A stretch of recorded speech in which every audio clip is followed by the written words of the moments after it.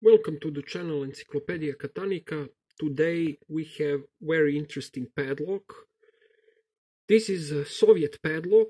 It's made in Soviet Lithuania in the 80s, and the factory name is AEP, which means Auto Electro Pribor, or Automotive Electrical Equipment. This CAM for one means the mold for the zinc, because this is a zinc padlock.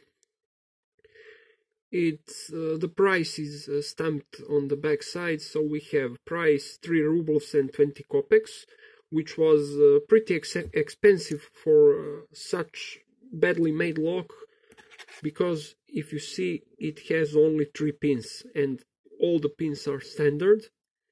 So this lock doesn't provide any security at all. The locking mechanism is pretty interesting.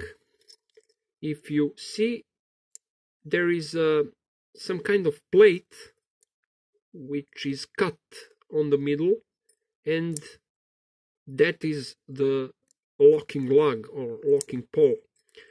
It's only single locking side from this side, and we're gonna see what it takes to pick this lock open. I'm going to use again this thick tension wrench from truck windshield wiper, but it doesn't fit, so I have to find something which fits perfectly. Let's see. This one also doesn't fit, so we will try with this smallest tension wrench, and let's try to pick this lock. First pin nothing, second nothing, third is binding. We have a click, slight click. Again, we're back to the beginning.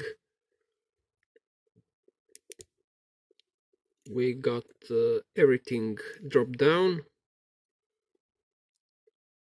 Interesting thing is that it behaves like it have security pins, but I know that it doesn't contain any security pins. So we got this thing open. Really interesting for some ugly design, but really collectible piece of history, of lock history. So all in all, it was very easy to pick this lock open. That's it, guys. Thanks for watching. Have a nice day. Bye bye.